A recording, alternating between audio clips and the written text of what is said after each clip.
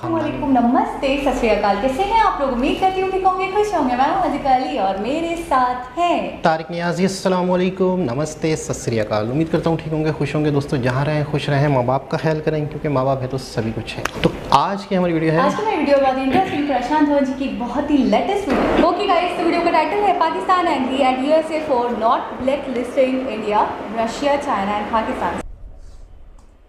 नमस्कार नहीं, welcome you to world affairs. मैं प्रशांत धवन। नाउ पाकिस्तान ने यूएसए की आलोचना करनी स्टार्ट कर दी है। जी हाँ, लिटरली ये कहना स्टार्ट कर दिया है कि हम डिसअपॉइंटेड हैं यूएसए पर, क्योंकि भारत को पाकिस्तान, चाइना, रशिया की तरह ब्लैकलिस्ट, रिलीजियस फ्रीडम की जो ब्लैकलिस्ट है इसमें नहीं डाला गया।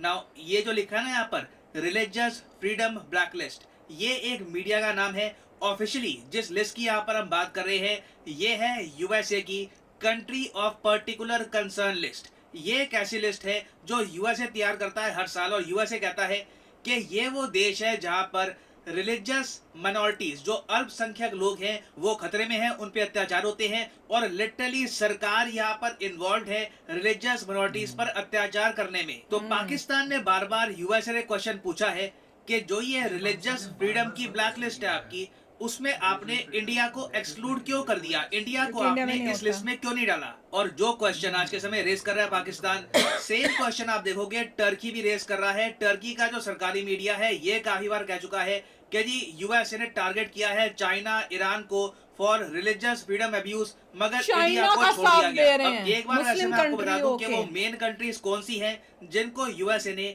इस रिलीजियस फ्रीडम ब्लैक लिस्ट में डाला है। ये आपके सामने लिस्ट है, चाइना, पाकिस्तान। देखिए ये तो एक बहुत ही ऑब्वियस आपकी चॉइस होनी चाहिए। पाकिस्तान में तो सरकारी लेवल पे होता है भेदभाव, कोई नॉन मुस्लिम यहाँ पर इनका पीएम बन नहीं सकता, प्रेसिडेंट बन नहीं सकता। उसके अलावा चाइना में जो उइगुर मुस्लिम्स का इशू है ये सबके सामने आ चुका है। अब फिर एरित्रिया और ईरान में भी आप अगर देखो, एरित्रिया एक अफ्रीकन कंट्री है, यहाँ पर भी रिलीजियस माइनॉरिटीज पर काफी अत्याचार हुए हैं। ईरान के बारे में मुझे समझाने की जरा आवश्यकता है नहीं। म्यांमार में आपको पता होगा रोहिंग्या मुसलमानों का इशू है। नॉर्थ कोरिया में चाहे क्रिश्चियन हो, बुद्धिस्ट हो, कोई भी हो, किसी को भी रिलीजन ओपनली प्रैक्टिस करने की अनुमति है नहीं। फिर आप यहाँ पर पूछोगे मगर रशिया यहाँ पर कैसे आ गया, रशिया रिलीजियस फ्रीडम की ब्लैक लिस्ट में कैसी एंट्री लेता है। तो यूएसए ने यहाँ पर तर्क दिया है वैगनर ग्रुप का। वैगनर ग्रुप के बारे में आपको बताना चाहिए, ये व्लादिमीर पुतिन की प्राइवेट आर्मी है। ये जो कॉन्सेप्ट है ना प्राइवेट आर्मी का, ये धीरे धीरे पॉपुलर होता जा रहा है। आपने नोटिस किया होगा, कुछ हफ्ते पहले मैंने आपको बताया था टर्की की प्राइवेट आर्मी के बारे में। टर्की की भी खुद की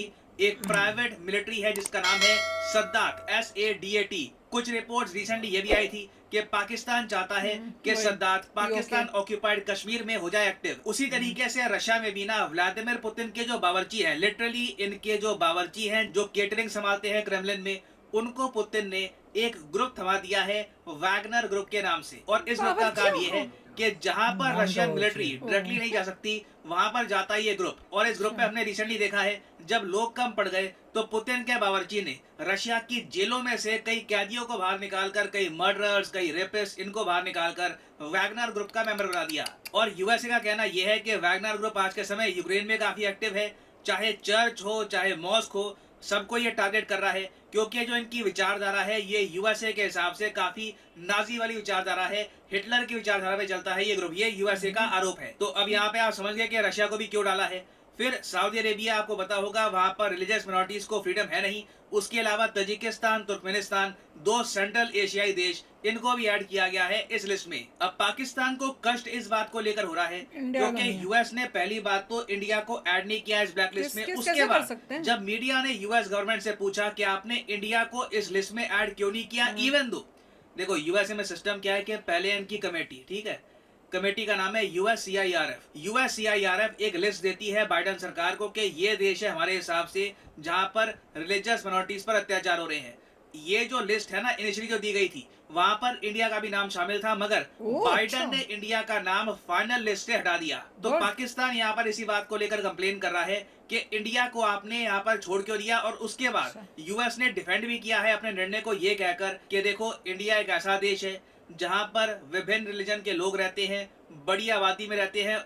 उनकी आबादी एक्चुअली आप देखोगे साल दर साल बढ़ती जा रही है। तो एक ह्यूमनस डेमोक्रेसी है, इंडिया डिजर्व नहीं करता इन कंट्रीज की लिस्ट में आना। और बाकी बात भी सही है, आप नोटिस करोगे इनमें से कोई भी देश एक प्रॉपर डेमोक्रेसी आपको नहीं मिलेगा।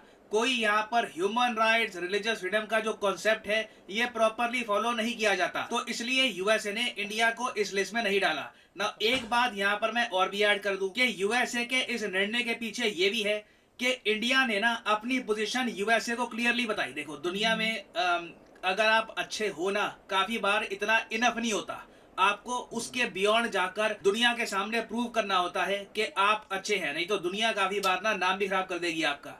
इंडिया ने ऐसी किया। जब यूएसए की जो कमेटी थी यूएससीआईआर, इन्होंने लिखा we are very concerned about religious freedom in India.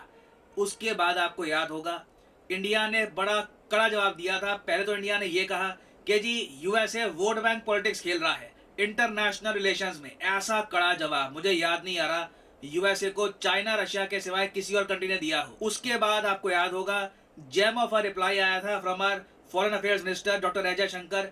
ये जो अपने आप में स्टेटमेंट है ना, ये हिस्टोरिकल है। इन्होंने कहा कि अच्छा यूएस कंसर्न्ड है हमारे यहाँ रिलीजियस फ्रीडम को लेकर, तो हम भी कंसर्न्ड है यूएसए के ह्यूमन राइट्स को लेकर। और उसके बाद यूएसए में जो जिस तरीके से माइनॉरिटीज पर अत्याचार हो रहे हैं, जो अफ्रीकन अमेरिकन है उनके साथ गलत हो रहा है, उसको भी हाईलाइट किया गया। बेसिकली इंडिया ने ये कहा कि देखो आपकी तरह ना हम भी डेमोक्रेसी है, हमारे यहाँ संविधान में, लॉ में कोई भेदभाव आपको नहीं मिलेगा। मगर जैसे आपके यहाँ देखो अफ्रीकन अमेरिकन वाला इशू आ गया ना, कई चीजें होती है आपके कंट्रोल के बाहर होती है, आप उनको मैनेज करने की कोशिश करते हो, तो सेम केस हमारा है। इसका मतलब ये नहीं है कि एज ए कंट्री इंडिया भेदभाव कर रहा है अपनी मिनोरिटीज के साथ। उसके अलावा मैं आपको यही बता दूं कि जिस तरीके से यूएसए से, यूरोप से इंडेक्सेस निकलते हैं ना कि जी ये रैंकिंग है हमारी, ये कंट्री बेस्ट है, ये कंट्री वर्स्ट है। हाल ही में हमारे बिहार ने, हमारे प्यारे बिहार ने एक खुद का इंडेक्स निकाल दिया। बिहार की सरकार ने नहीं, बिहार में इनका एक थिंक टैंक है, इन्होंने खुद का एक इंडेक्स निकाला, ग्लोबल माइनॉरिटी इंडेक्स। बहुत बढ़िया इंडेक्स निकाला है और इस इंडेक्स में इंडिया को दिखाया best country in the world for minorities. तो देखिए इंडिया की तरफ से ऐसे इंडेक्सेस भी आ रहे हैं, हमने स्टेटमेंट्स भी दिए, हमने यूएसए को कैटेगोरिकली कह दिया कि देखो ऐसा जो तुम ग्रुप बना रहे हो नॉन डेमोक्रेसीज का, वहां पे हमको डालोगे ना तो हम तुम पर भी क्वेश्चन उठाएंगे फिर, क्योंकि जो प्रॉब्लम हमारे साथ है तुम्हारे साथ भी है। तो कहीं ना कहीं भारत का जो स्टांस है इसने भी एक मेजर रोल निभाया है इंडिया को ब्लैकलिस्ट से दूर रखने में। और पाकिस्तान इसी बात को लेकर गुस्सा है कि इंडिया ने प्रॉपरली ये सारा इशू मैनेज कैसे कर लिया। मगर पाकिस्तान के गुस्सा होने से कुछ होने नहीं वाला। इंडिया इस लिस्ट से बाहर है, मगर Pakistan is in the black list of religious freedom violation. जी जनाब, गंभीर इशू, मतलब एक सेंसिटिव मामला। मैं अगर एक लाइन में बोलूँ ना, जो मुझे लग रहा है ये जो एस शंकर ने इनको झुझोड़ा था ना कि अच्छा इंडिया में मसले चल रहे हैं, तो आप एक बात बताओ, आप हम भी कंसर्न है आपके ह्यूमन राइट्स को लेकर। तो मुझे लग रहा है ये टोटल बस वो जो इन्होंने भी कहा हिस्टोरिकल स्टेटमेंट था वो, कि भाई कोई आप पे उंगली उठाए तो आप भी पूछो कि भाई हम भी फिक्रमंद हैं, हमें भी बहुत परवाह है आपके जो घर में मामला चल रहे हैं उसके पे भी हमारी नज़र है और हमें खबर है, और हम भी उसको लेकर बड़े फिक्रमंद है भाई कि आपके यहाँ जो चल रहा है। तो आप पहले अपने मामला तो सॉर्ट आउट करो, उसके बाद किसी और पे उंगली उठाओ। तो मैं ये कह रही हूँ ये सिर्फ टोटल इस स्टेटमेंट का मुझे लगता है नतीजा है कि इस बार उनकी हिम्मत नहीं हुई है कि वो अब इंडिया को दोबारा इस लिस्ट में ऐड ऑन करें, और अगर वो कर भी देते तो आप यकीन करें इंडिया प्रॉपर आंसर मांगता, बिल्कुल ऐसा और ही है, प्रॉपर जवाब देता है इनको इस बात का। अच्छा अगर देखा जाए कितने ज़्यादा, मतलब यूँ समझ लें कि दुनिया का हर मज़हब इंडिया में मौजूद है कि बात हो रही थी कि वाकई इंडिया में बहुत ज़्यादा नेशंस हैं, बहुत ज़्यादा रिलीजन्स हैं। इसको इस तरह समझ सकते हैं कि दुनिया का हर रिलीजन मैं समझता हूँ इंडिया में मौजूद होगा। क्रिश्चियन हो गए, मुस्लिम हो गए, हर मज़हब यहाँ मौजूद होगा।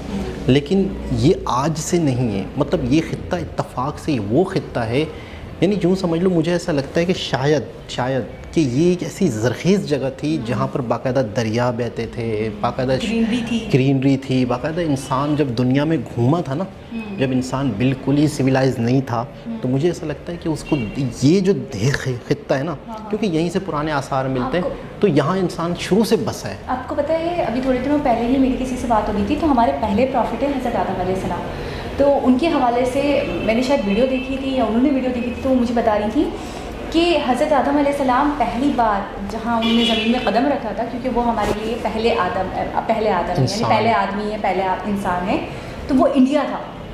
इंडिया में उन्होंने पहली बार अफ्रीका, श्रीलंका। हाँ एशिया था, तो वो एशिया ही था। तो यानी कि पहला आदमी जो उतरा था हमारे कॉन्सेप्ट के हवाले से, तो वो एशिया में ही उतरा था। तो ये पूरा सब कॉन्टिनेंट ले लें आप, तो ये बहुत ही ज़्यादा मतलब जरखेज़ रहा है, अहमियत का हामिल रहा है। एशिया और भी हैं सब कॉन्टिनेंट, लेकिन एशिया में ये कहूँगी कि बहुत ज़्यादा ना इम्पोर्टेंस का हामिल रहा है। दुनिया के लोग जब यहाँ आके रहे, मुख्तलिफ़ किस्म के मज़ाहिब बने, मुख्तलिफ़ किस्म के कॉन्सेप्ट बने, मुख्तलिफ़ किस्म की ज़बानें बनी, वो सारा मुझे लगता है कि दुनिया में जब बिल्कुल ही आबादी कम थी तो यहाँ पर कुछ लोग ज़रूर थे जो खेती बाड़ी करते थे, जो बाकायदा घर बना के रहते थे, जो बाकायदा ख़ानदानी निज़ाम था, फिर वहीं से मज़ाहिब बने, मुख्तलिफ़ चीज़ें निकली। तो यहाँ पर मैं समझता हूँ दुनिया बनने से मुख्तलिफ़ किस्म के मज़ाहिब हैं। अच्छा, तो आज तक इसीलिए कायम व दायम है। अच्छा, एक और बात है, अभी मैंने जब बिहार की लिस्ट, हमारा प्यारा बिहार जिसने इतना बड़ा काम करके दिखाया, बहुत खुशी हुई सुनकर ये सेंटेंस प्रशांत धवन जी के मुँह से, और बहुत ही ज़्यादा प्यार टपकता है उनकी ज़बान से। मैंने देखा है अक्सर अपने खित्तों की बात करते हुए, अपने सीट्स की बात करते हुए, अपने मुल्क की बात करते हुए, तो उनको बड़ा फ़ख्र हो रहा था। वो ये बताते कि हमारे बिहार ने ही ये करके दिखा दिया कि पूरा मतलब एक इंडेक्स बना ली। हाँ, एक इंडेक्स और एक लिस्ट इशू की है उन्होंने, 110 नेशंस। मैं सोचती हूँ एक नेशन का एक जगह इकट्ठे होकर रहना बड़ी बात है, बड़ा कमाल है। क्योंकि उसके अंदर भी ज़ात पात आ जाती है, लड़ाई झगड़े आ जाते हैं, काला सफ़ेद आ जाता है, ख़ानदानी आ जाता है, फलाना आ जाता है, फ़िक्र आ जाता है, कास्ट आ जाती है। कास्टिज़म अब तो हम फॉलो करते ही हैं, पहले नहीं करते थे तो नहीं करते थे।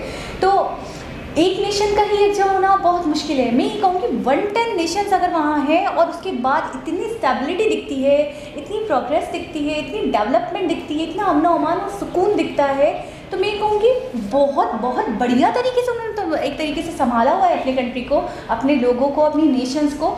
फिर कौन उन पे उंगली उठाएगा? 110 नेशंस अपने आप में आप थोड़ा सा अनुमान लगाएं, बहुत होती है। आपको पता है ये तो बहुत बात की बात है कि हिंदू या मुस्लिम या लड़ाई या झगड़ा या फसाद, आपको पता है पहले बिल्कुल साथ साथ रहते थे, बिल्कुल मतलब है कि यूँ समझ लो कि एक घर किसी हिंदू का था तो एक मुसलमान का था तो एक हिंदू का था, घरों में आना जाना सारी चीज़ें मतलब कॉमन समझा जाता है। ये फसाद जो है ना बहुत बात की चीज़ है, ये बहुत मतलब वक्तों के बाद अब ये चीज़ शुरू हुई है। अच्छा, पाकिस्तान की बात कर लेते हैं कि पाकिस्तान इस इंडेक्स में है।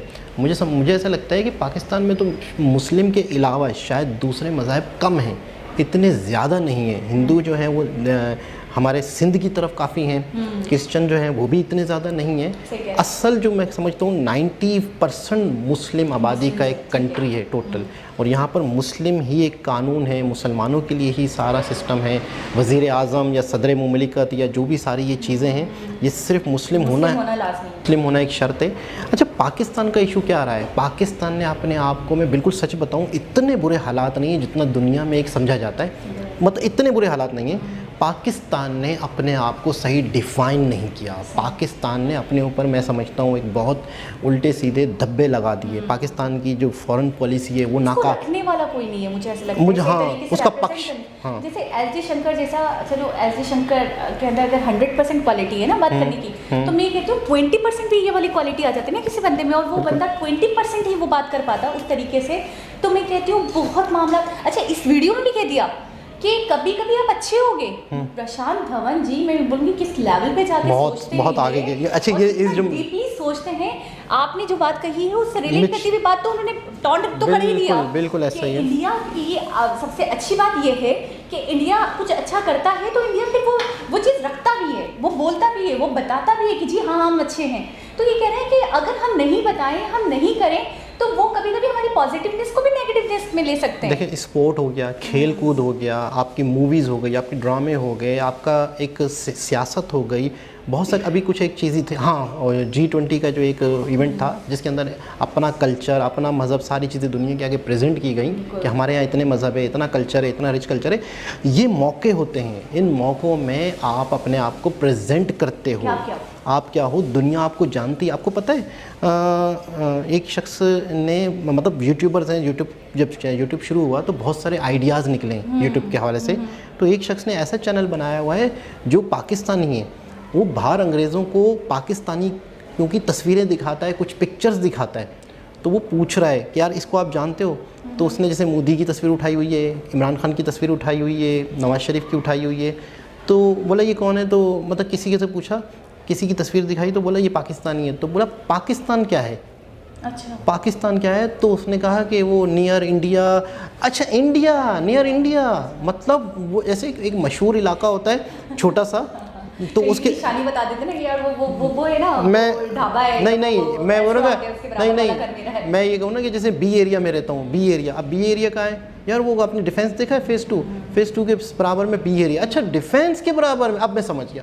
तो बाकायदा मुझे बड़ा दुख हुआ था कि यार पाकिस्तान को वो लोग नहीं जानते अक्सर लोग कि पाकिस्तान नाम का भी कोई कंट्री है। इंडिया के नाम पे हमें अपनी पहचान करवानी पड़ती है कि भाई हम नेबरिंग कंट्री हैं या इंडिया के बराबर कंट्री। अच्छा, यहाँ पे मेन मुद्दा जो था वीडियो का वो ये था कि पाकिस्तान बेचारा परेशान हो रहा है कि इंडिया को क्यों नहीं ऐड ऑन किया।